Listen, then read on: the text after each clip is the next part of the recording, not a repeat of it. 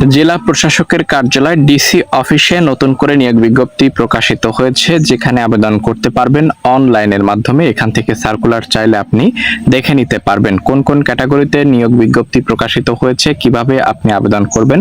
সকল গুরুত্বপূর্ণ তথ্য আজকের এই ভিডিওর মাধ্যমে আপনাদের মাঝে উপস্থাপন করার চেষ্টা করছি। ভিডিওটি সকলের জন্য গুরুত্বপূর্ণ, অবশ্যই না টেনে প্রথম থেকে শেষ পর্যন্ত দেখুন। তো এখানে কিভাবে আবেদন করতে হবে সকল গুরুত্বপূর্ণ তথ্য আপনাদের মাঝে উপস্থাপন করব। এখানে 4 আগস্ট 2026 থেকে অ্যাপ্লাই শুরু হবে অনলাইনের মাধ্যমে। এখানে দেখতে পাচ্ছেন পদের নাম, বেতন, পদ সংখ্যা, যোগ্যতা রয়েছে। এখানে অফিস সহকারী কাম কম্পিউটার মুদ্রাক্ষরিক 26টি শূন্য পদ রয়েছে, যেখানে এইচএসসি পরীক্ষা পাশ করলে আবেদন করতে পারবেন। নিরাপত্তা প্রহরী 16টি ক্যাটাগরি রয়েছে, যেখানে আপনারা মাধ্যমিক স্কুল সার্টিফিকেট বা সমান পরীক্ষা উত্তীর্ণ হলে আবেদন করতে পারবেন।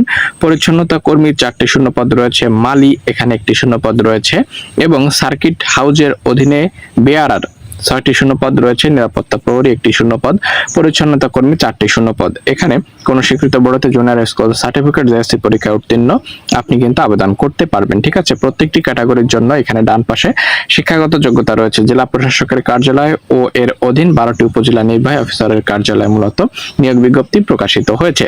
এখানে জেলা প্রশাসকের কার্যালয় টাঙ্গাইল অফিসিয়াল ওয়েবসাইটের ঠিকানা রয়েছে। পুনঃনিয়োগ বিজ্ঞপ্তি জনপ্রশাসন মন্ত্রণালয় উদ্যুক্ত কর্মচারী শাখার 15 জুলাই 2026 তারিখের।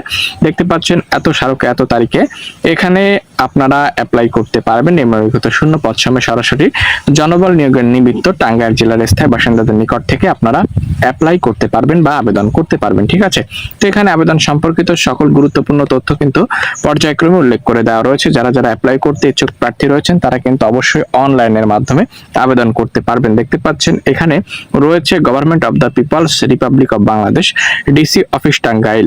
তো এখান থেকে আপনি কিন্তু সকল গুরুত্বপূর্ণ তথ্য অবশ্যই পেয়ে যাবেন। ঠিক আছে, তো এখান থেকে চাইলে কিন্তু আপনি সার্কুলারটি দেখে নিতে পারবেন। ঠিক আছে, সকল গুরুত্বপূর্ণ তথ্য এখানে পর্যায়ক্রমে উল্লেখিত রয়েছে।